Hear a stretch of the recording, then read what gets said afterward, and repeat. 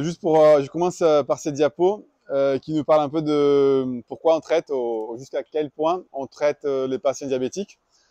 Et c'est là, je juge une information très très intéressante. Pourquoi? Parce que ça nous montre que c'est pas tous les patients diabétiques qui vont avoir les mêmes cibles, qui vont avoir les mêmes traitements. Pour exemplifier ça, je vous donne toujours deux exemples extrêmes. L'exemple extrême numéro un, c'est la femme enceinte. Donc la femme enceinte, c'est vraiment quelqu'un qui doit avoir un diabète hyper méga bien équilibré avec des cibles extrêmement proches de quelqu'un qui n'a pas un diabète, c'est-à-dire avec une glycémie à jeun, toutes les glycémies avant de manger inférieures à 0,95 et toute glycémie à 2 heures après les repas à 1,20. Donc là, c'est vraiment l'extrême. On souhaite des hémoglobines glyquées à 5, à 6, au max 6,5 pour quelqu'un qui est enceinte. De l'autre extrême, on a les patients qui sont très malades, qui sont âgés et qui ont une espérance de vie très courte. Si on a un patient qui est en chirurgie, par exemple, et on sait qu'il va mourir d'un cancer de, je sais pas, il a un sarcome qui va mourir dans 1 mois, on n'a pas du tout intérêt que son diabète soit super bien équilibré. Et donc, pour les patients avec une espérance de vie réduite et avec voilà, une comorbidité ou qui sont vraiment dépendants, là, je trouve que c'est même inutile de doser l'hémoglobine glyquée. Les récos disent jusqu'à 9%. Mais pour nous, c'est hémoglobine à jeun inférieure à 2. Donc, s'ils sont entre 1 et 2 à jeun le matin, tu regardes même pas dans la journée. Je saute direct sur nos moyens thérapeutiques pour le traitement du diabète de type 2. J'avais commencé la diapo en mettant juste les médicaments et je me suis dit, c'est quand même une apéro cardio-mayotte. Il faut parler de l'hygiène de vie et du régime. Donc, à savoir que le diabète de type 2, c'est pas que les médicaments. Mais ouais, on sait que changer de vie, c'est pas facile. Donc, pour la majorité de patients, on va attaquer direct avec les médicaments. Et j'ai mis 5 points qu'on va parler un peu plus ce soir. Je vais essayer d'aller vite. Hein. La metformine reste toujours la reine du traitement du diabète. On a des traitements qui coûtent de plusieurs centaines d'euros aujourd'hui, des traitements merveilleux, magiques. Mais la metformine qui coûte 3 centimes le comprimé reste encore les meilleurs traitements, les meilleurs médicaments pour le traitement du diabète de type 2. Il est la base et ça, c'est un réflexe qu'on doit avoir tous, tout le temps. En hosto, là, en hospitalisation, à chaque patient qui arrive et qui me dit « j'ai un diabète de type 2 » et j'y regarde les médicaments et il est sous insuline, il est sous Xelevia, il est sous Trulicity, il est sous n'importe quoi, mais il n'a pas la metformine. Il faut répondre à cette question en premier, genre, pourquoi il n'a pas la metformine? Est-ce que son médecin traitant a oublié? Est-ce qu'il a une contre-indication autre? Et là, je vous demande déjà quelles sont les 2 contre-indications à la metformine. Simple, pur et dur. L'insuffisance rénale, et là, il y a un beau tableau qui nous montre à quel DFG on peut garder la metformine et tout, mais en gros, jusqu'à 60 DFG, on va bien. Entre 60 et 30, on va à mi-dose, c'est-à-dire 500 matin et soir. Et inférieur à 30, on va pas. On les met pas.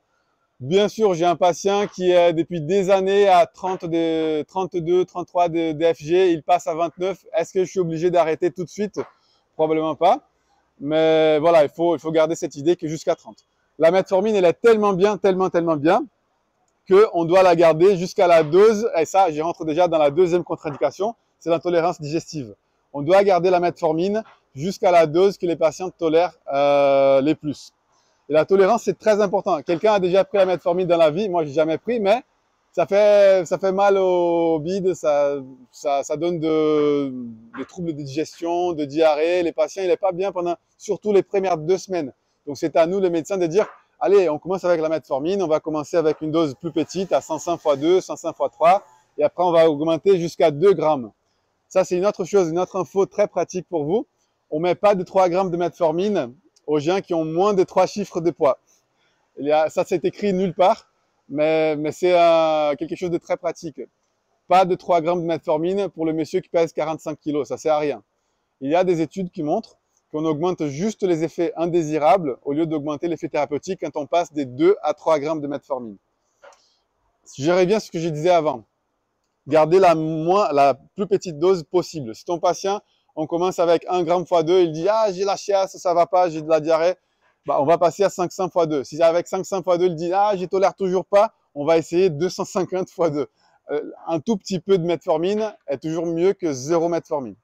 Pour les patients qui ne tolèrent pas du tout, on a un deuxième recours qui s'appelle Stagide. Vous avez déjà entendu parler de ces médicaments. Donc, les Stagides, c'est aussi la metformine, mais avec un autre sel. Au lieu d'être un chlorhydrate de metformine, c'est un éthambonate de metformine. Donc, la metformine, c'est génial. Elle va agir sur les foies, elle va agir sur la résistance à l'insuline. Et basiquement, les malades de type 2, les diabètes de type 2, c'est pas un malade qui a un problème initialement d'insuline sécrétion.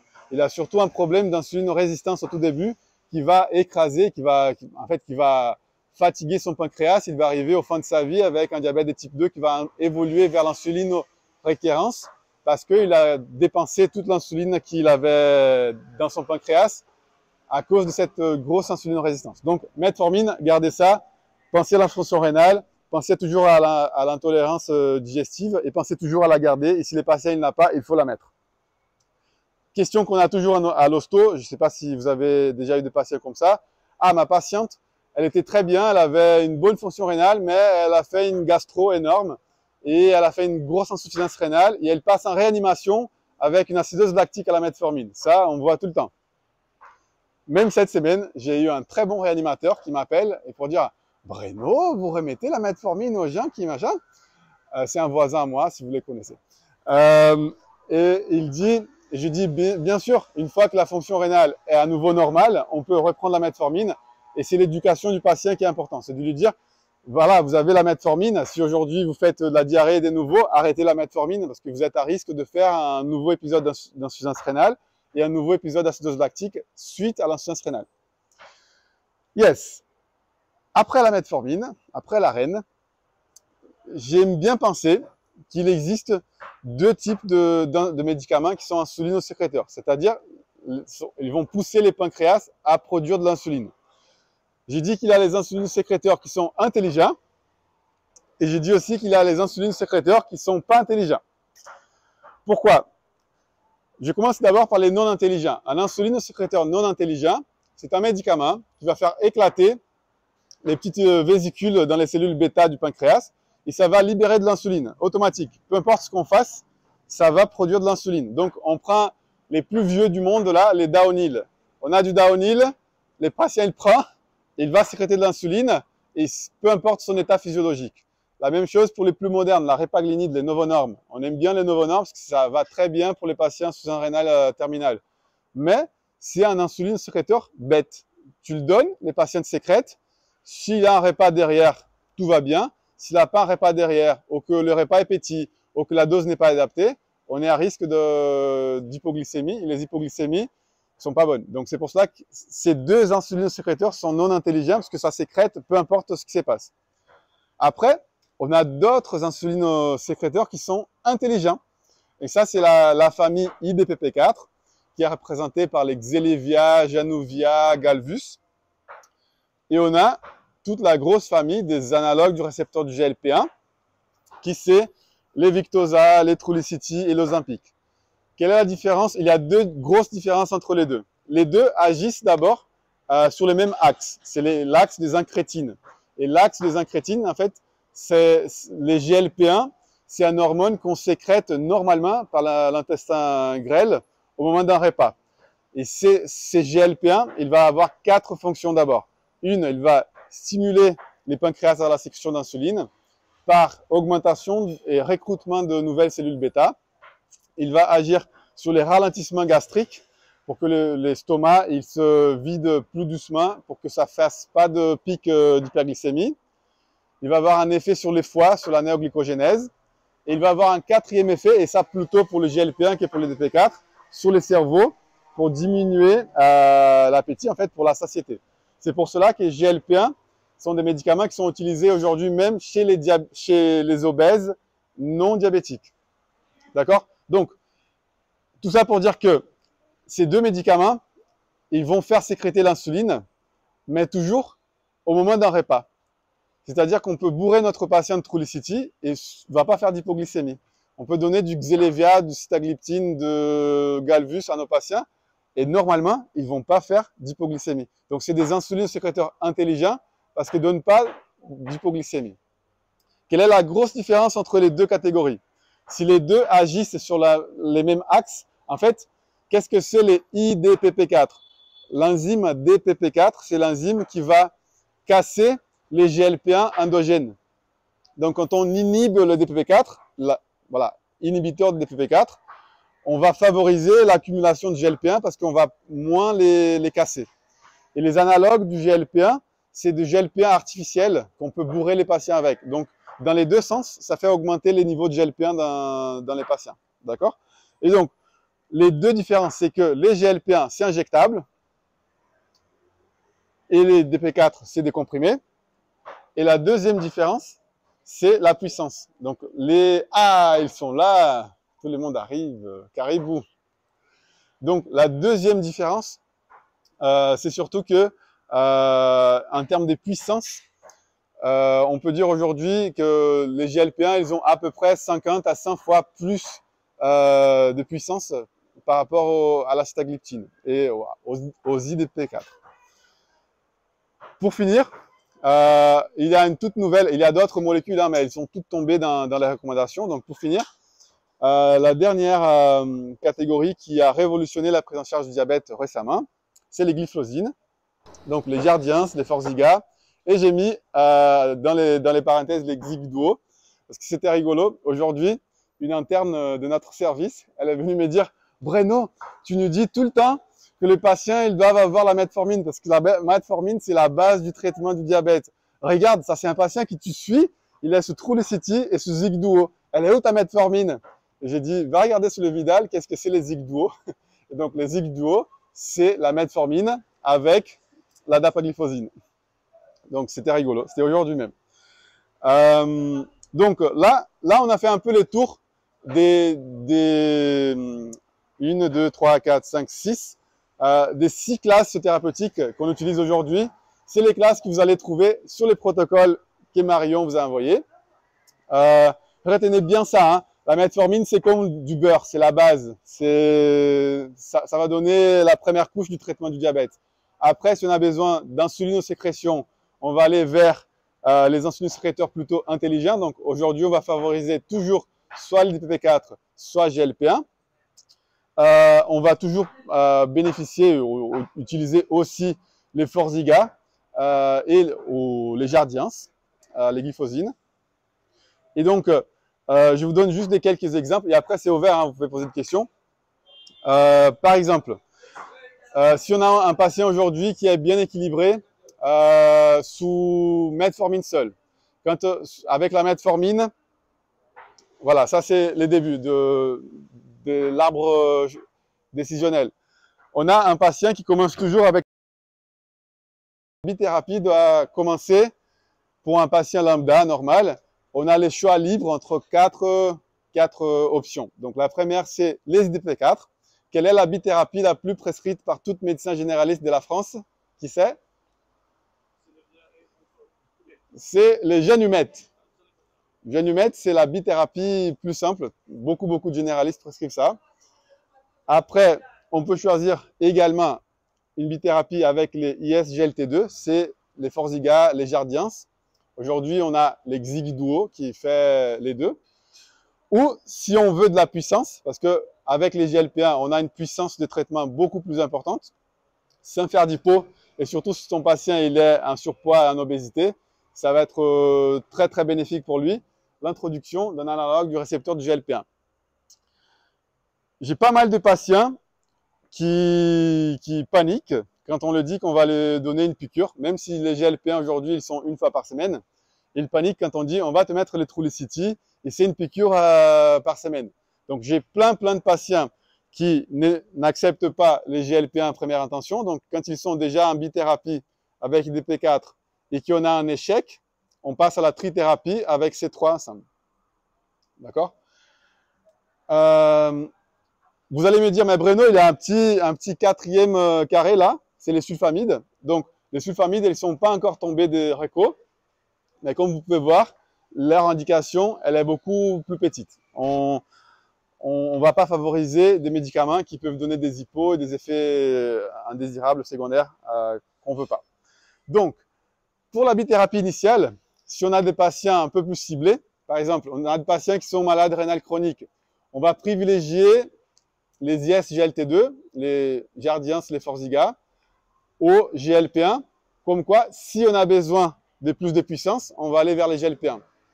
Si c'est un malade d'insuffisance cardiaque, même chose, mais on peut toujours avoir les deux, hein, il n'y a pas de souci. C'est surtout un malade qui a fait un AVC, là c'est kiff-kiff, entre les deux, les niveaux de bénéfices cardiovasculaires, c'est les mêmes. Bah, normalement, tout ça dépend. En fait, si c'est un patient qui arrive avec une hémoglobine glyquée à 18, on commence avec une monothérapie, on sait déjà qu'on va aller vers un échec. On peut commencer à partir de 9% d'hémoglobine glyquée à déjà une bithérapie. Mais surtout, c'est pour les patients qui ont fait un suivi chronique. Ah, voilà, il était à 6 d'hémoglobine glyquée, après il était à 7, après il monte à 9. Bah, on va changer les traitements et on recontrôle toujours à 3 mois. C'est les suivis. Sur une bah, moi, je vois mes patients en découverte à 1 mois normalement, juste pour voir comment ça se passe pendant les premiers mois. Après, bah, les récros nous disent tous les 3 mois, les suivis normaux. Donc là, si on a déjà un échec de bithérapie, on était sur Zigduo ou sur Janumet, on a plusieurs choix. Soit on va prendre notre Zigduo et on va rajouter du Trulicity, soit on va prendre notre Zigduo et on va rajouter du Xelevia, ou on était déjà sous Janumet et on rajoute les Jardiance ou les Forxiga. Soit on dit on garde la sulfamide et j'y rajoute du Forxiga. Donc on peut jouer. C'est comme une sauce, hein. On peut mettre un peu de poivre, un peu de sel, mais à savoir qu'il y a des médicaments qui sont plus intelligents et plus bénéfiques, surtout sur les plans cardiovasculaires. Si on a un patient qui est, par exemple, comme je disais, un patient qui est déjà sous Janumet et qui on veut pas, bah, on dit bah, on va changer, mais il n'a pas besoin de beaucoup plus d'autres. On peut aller direct, on arrête tous les autres médicaments, on garde que la metformine et on met du Trulicity ou de l'Ozempic. Et c'est moins recommandé, mais c'est un choix alternatif, c'est garder juste la metformine et se mettre pour l'insuline basale. J'ai pas mis ma diapo qui parle d'insuline basale, de comment l'introduire. Mais en gros, un patient qui n'est pas en danger, qui n'est pas à risque imminent d'acidocétose, c'est un patient qui se balade avec une hémoglobine glyquée à 9, 10, 11, 12, mais qui n'est pas à risque d'acidocétose et à qui on est déjà au max de tout ce qu'on peut aller en thérapie non insuline. Donc, on va dire l'exemple, les max aujourd'hui qu'on peut aller, c'est la metformine avec les Trulicity ou l'Ozempic, plus la dapagliflozine ou le Jardiance, plus une sulfamide dans la journée pour essayer de faire encore pousser les pancréas à faire un peu d'insuline. Donc là, on est à tout ce qu'on peut. Hein. Avec la metformine, on réduit la résistance à l'insuline. Avec les Trulicity, on va pousser les pancréas à produire beaucoup plus d'insuline. Avec les Forxiga, on va faire pipi de tout notre sucre supplémentaire. Et avec les Daonil, on va encore donner un dernier coup de pouce sur les pancréas pour qu'ils sécrètent de l'insuline dans la journée. J'ai plein de patients qui sont sur cette quadrithérapie sans insuline et qui s'en sortent bien. Pourquoi? Parce que comme je dis avant, passer à l'insuline basale tous les jours, c'est pas évident pour beaucoup de patients. À Mayotte, notamment encore plus, parce qu'ils n'auront pas un infirmier à la maison, ils n'auront pas la possibilité d'avoir quelqu'un qui sait compter, qui sait lire pour mettre l'insulinothérapie tous les jours. Mais parfois, on a besoin de mettre l'insuline basale chez ces patients. Et comment faire? Il y a plusieurs types de calculs, mais moi, je vous dis, je préfère vraiment, sur les plans pratico-pratiques, faire quelque chose qui va favoriser l'éducation thérapeutique du patient. Donc, si ça fait 5 ans qu'il se balade avec 10 d'hémoglobine glyquée, on n'est pas à 1 semaine ou 2 près pour régler tout son problème. Au contraire, quand le diabète est très déséquilibré pour plusieurs mois, plusieurs années, on n'a pas du tout intérêt à l'équilibrer trop vite, parce que si on l'équilibre trop vite, on va faire mal aux yeux et on va les faire plus mal que bien. Donc, tout ça pour dire que moi, à chaque fois que j'introduis l'insuline basale chez mes patients à domicile, je le fais petit à petit avec titration, comme on fait pour la morphine. Donc, j'ai dit commencez à 8 unités et tous les jours, vous allez regarder la glycémie à jeun et tous les jours, vous allez augmenter 1 ou 2 unités. Donc, on commence à 8, on passe à 10, on passe à 12, on passe à 14. Dans une semaine ou deux, il est déjà à sa dose où il va être bien équilibré à 20, 30 ou 40 unités d'insuline lente. Donc ça, pour moi, c'est pas mal. Pourquoi? Parce qu'au tout début, là, s'il est à 6 ou à 8, s'il se trompe, ah mince, je ne sais pas si j'ai bien injecté ou si j'ai pas bien injecté, on s'en fiche en fait, c'est une toute petite dose. Et après, au fur et à mesure, il va apprendre à faire son injection et au jour où il sera à 20 ou à 30 unités, il a moins de chances de se tromper sur l'injection que quand il était à 8 ou à 6 ou à 10. D'accord? Donc, je commence petit à petit. Bah, ça fonctionne. Comme j'ai dit, on n'est pas à 1 semaine ou à 2 semaines près. On peut débuter doucement. Des questions? Allez, si vous avez des questions. Question. Tintin. C'était très clair. Non. Allez. Tu veux... Allô? Non, c'est là. Tu veux bien détailler l'histoire de la rétinopathie quand on met les glycémies équilibrées trop juste? Parce que je suis sûre que pas tout le monde le savait. Moi, j'ai appris avec toi. Yes. En fait, on peut déclencher une rétinopathie diabétique floride si on baisse trop vite les taux de sucre d'un malade. Donc, s'il arrive aux urgences à 5 et qu'il se balade à 4, 5 depuis plusieurs mois et qu'on le met sous pousse-seringue et qu'on le met à 1 de suite, on risque de déclencher... C'est comme si la rétine, elle était habituée à être bourrée de sucre. Et quand on coupe cette source de sucre trop brusquement, elle est un sévrage en fait. Et donc là, ça peut favoriser les déclenchements de cette inflammation. Ça, c'est une chose. Il y a une deuxième chose qui est à peu près la même physiopathe. Les patients, souvent, quand ils viennent et qu'ils s'équilibrent trop vite, ils nous disent « Ah, j'ai vois flou ». Et ça, on peut le rassurer que s'ils voient juste un peu flou, dans 2 ou 3 semaines, ça revient à la normale. Mais en gros, c'est l'idée que les cellules, elles sont trop habituées à... Bah, c'est même des changements osmotiques en fait. Sur les plans osmotiques, les cellules, elles ont un taux de sucre et si on les déprive trop rapidement, ça crée des troubles rétiniens. Pour les suivis, ça c'est HAS 2014. L'HAS n'a pas eu les temps ou l'initiative de actualiser. Mais voyez bien que pour les suivis du patient diabétique, c'est très intéressant de savoir que tous nos patients doivent avoir une albuminurie, une protéinurie une fois par an. Ils doivent tous avoir une exploration d'anomalies lipidiques, un EAL une fois par an. Et pour l'hémoglobine glyquée, vous allez voir, c'est noté tous les 3 mois avec parenthèse. Pourquoi?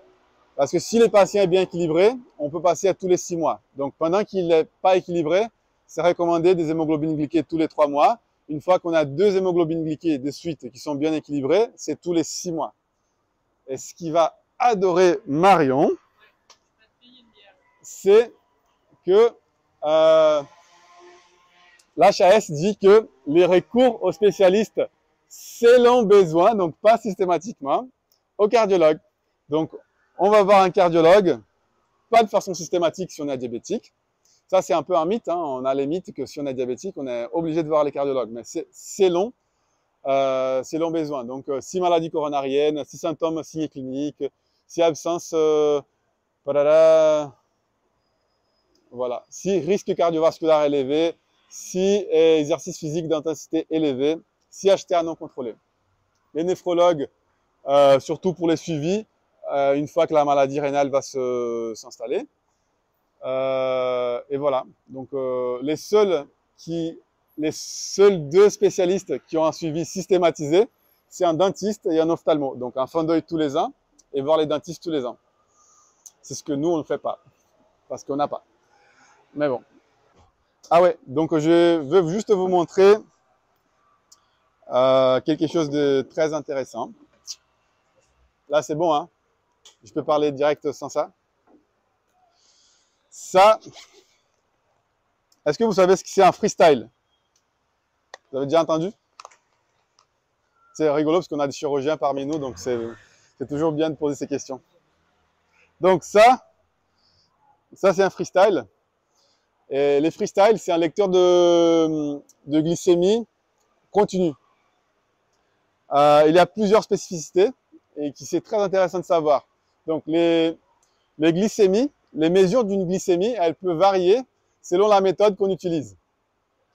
Une glycémie veineuse, vraiment quand on fait un vrai prélèvement et que l'on va vraiment au labo, c'est les standards gold standard, quand on a 99% de précision. Quand on fait une glycémie capillaire, on perd de 5 à 10%. Donc quand on fait notre vrai dextro là à l'hôpital, et on a un 20, peut-être c'est pas un 20, peut-être c'est un 10, peut-être c'est un 30, mais ça change pas beaucoup. Et les freestyles, il fait ni la glycémie veineuse, ni la glycémie capillaire, il fait la glycémie interstitielle. Tadam! Et qu'est-ce que c'est la glycémie interstitielle?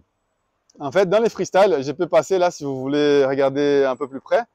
Il y a une petite aiguille qui se colle sur les patients, qui va rester 2 semaines collée sur lui. Et là, il y a un senseur, je peux passer s'il te plaît, qui va calculer la différence de conductibilité électrique dans les capteurs. Et cette différence de conduction électrique va se traduire par un taux de glycémie. Les problèmes, il y a plusieurs problèmes. Un, c'est pas très précis. C'est de plus en plus précis. Et deux, c'est pas très instantané. Parce que la glycémie qui est sur le sang, c'est pas vraiment la glycémie qui est sur la lymphe, sur les plans interstitiels. Vous savez? Donc, aujourd'hui, les machines ont vraiment évolué. Les taux d'erreur, il est autour de 10%. Donc, c'est pas non plus qu'on est avec un freestyle, ça affiche 2 et on est à 3. Normalement, si ça affiche 2, on peut être, je sais pas, à 2,10, 2,15 ou à 1,8. Mais normalement, on a une très bonne précision. Les fabricants, ils nous disent que c'est entre 3 et 5%, mais les vraies études disent plutôt à 10. Les vrais problèmes, c'est que la glycémie interstitielle, elle a un décalage des 15 minutes par rapport à la vraie glycémie. Donc, si un patient il a une courbe, j'aurais dû me mettre une diapo pour ça, mais s'il a une courbe comme ça avec la vraie glycémie, la courbe du freestyle, elle est décalée de 15 minutes. Donc, c'est-à-dire que parfois, quand les patients, il est déjà un hyper à 3, et on passe les freestyles, il est à 1,5. Et 15 minutes après, il va être dans les mêmes 3. Et après, quand il commence à baisser, qu'il est déjà à, je sais pas, à 1, sur les freestyles, il montre qu'il est encore à 2. Et nous, on va encore continuer à injecter de l'insuline. Donc, ça peut créer des erreurs. Mais à savoir, il y a 15 minutes de décalage entre l'un et l'autre. Pour les suivis de tous les jours, c'est très bien. Pour les suivis des urgences, quand on a une urgence glycémique, on va dire, soit un hyper, soit un hypo, là, la machine, elle vient avec les petits trucs pour mettre la bandelette. Vous voyez? Donc, c'est pour cela que votre patient, il a non seulement les capteurs à scanner, mais il a aussi les petits trucs à mettre la bandelette, là. Voilà. C'est là on va perdre avec les Freestyle 3. Ça, c'est les Freestyle 2. Les Freestyle 3, il n'y aura plus de capteurs. C'est juste avec les téléphones. Donc, c'est juste avec les smartphones. Et la taille du capteur, là, si on dit c'est une pièce de 2 €, la taille du Freestyle 3, c'est une pièce de 10 centimes. Elle est tout petite. Et la performance augmente. Quel est le futur? Le futur, c'est de connecter ces lecteurs de glycémie continue avec la pompe insuline. Donc, automatiquement, le lecteur va dire, on est à 2, il faut injecter un peu d'insuline. Ah, je suis déjà à 1,2, arrête. Et les vrais futurs, c'est la bipompe. Donc, c'est quand les capteurs vont être accouplés à une bipompe, à insuline et à glucagon. Et donc, on va faire un peu ce qu'on rêve toujours, c'est les fameux pancréas artificiels. Mais pour l'instant, on n'est pas, on est presque là, mais pas encore. J'aimerais savoir, quel est l'objectif glycémique chez un patient de 60 ans, chez qui on vient de découvrir un diabète de type 2 avec 11 d'hémoglobine glyquée à 3 mois. C'est-à-dire, quel est l'objectif de l'hémoglobine glyquée à 3 mois? Ah, bah, Il est à 11. Oui. S'il est à 11, Oui. on prend un patient de 60 ans. 60 ans.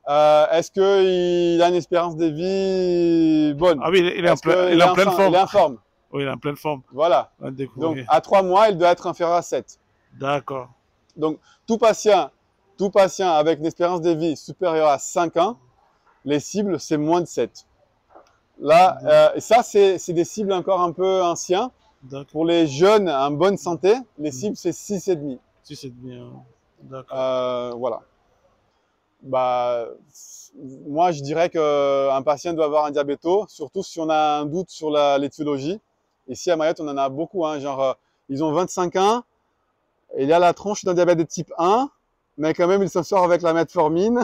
On a souvent entre deux, quoi. Vraiment beaucoup de fois. Et là, je pense que c'est intéressant qu'il passe une fois avec moi, juste pour que je puisse aller un peu plus loin, quoi.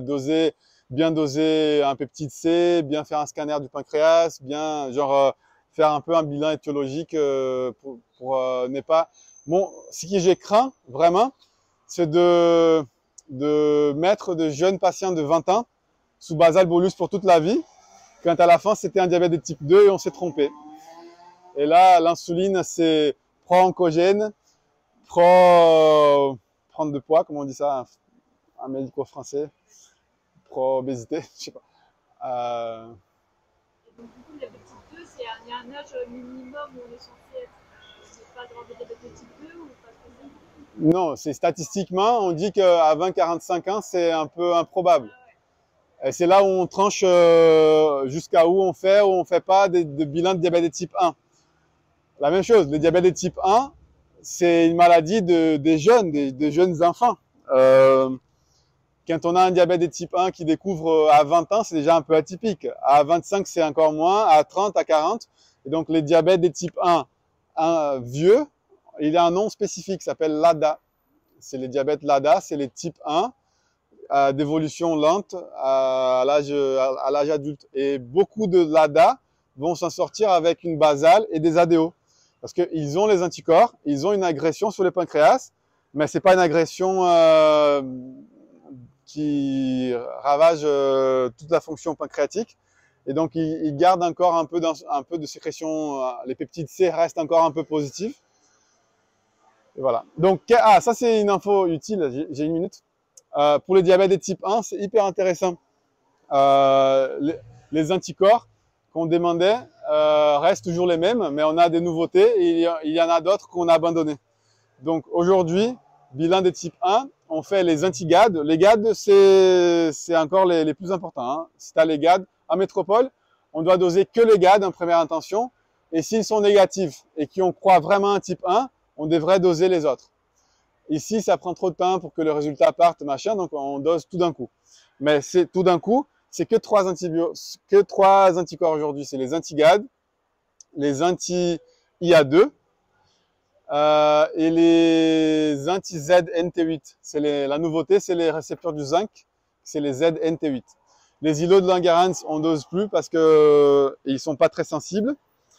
Et les anti-insulines, on ne doit pas doser chez un patient qui a déjà eu de l'insuline.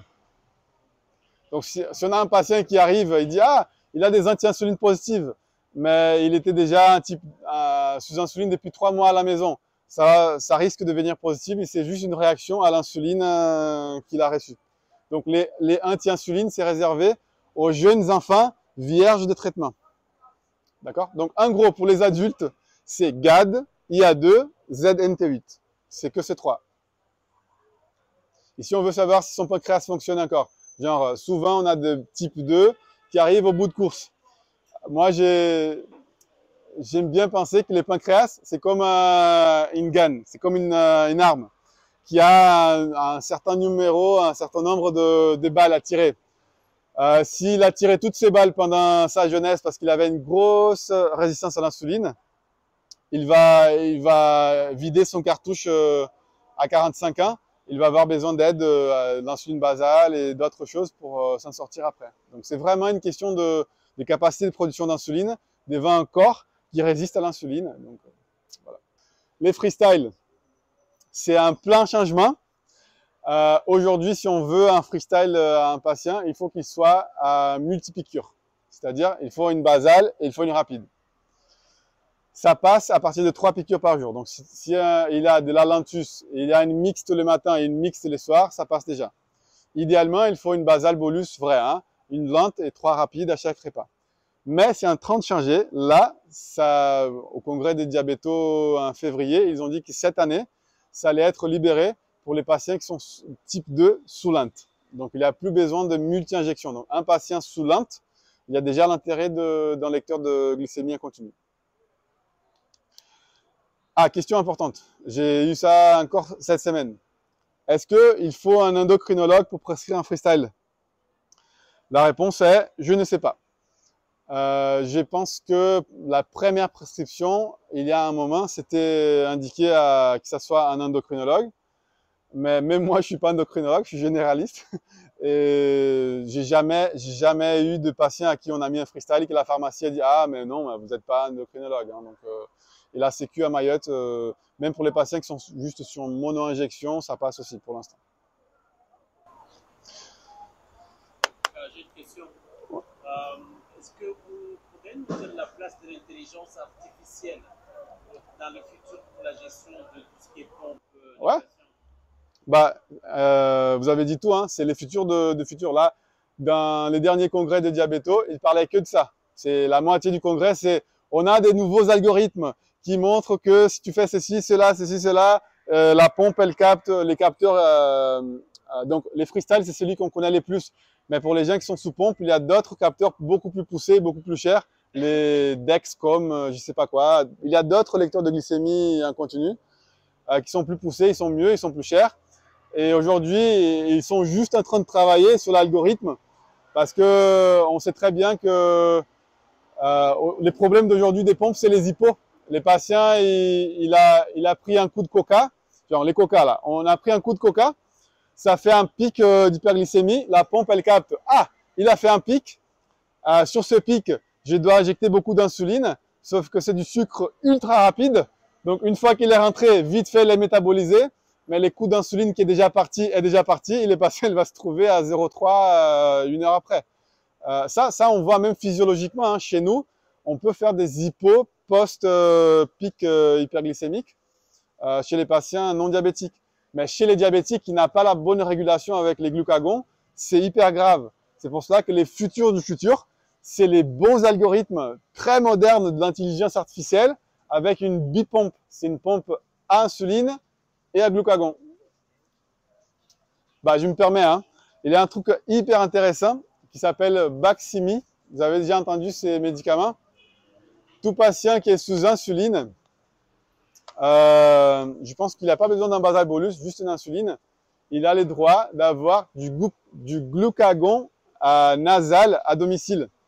Et ça nous aide beaucoup, ça aide beaucoup les collègues du SMUR, des urgences, parce que si ton patient il fait un coma hypoglycémique à la maison et qu'il y a quelqu'un à la maison qui a été formé, c'est comme du Nasonex, hein, du spray nasal, qui va dans l'armoire, récupère les Baqsimi, il fait un one-shot de glucagon intranasal.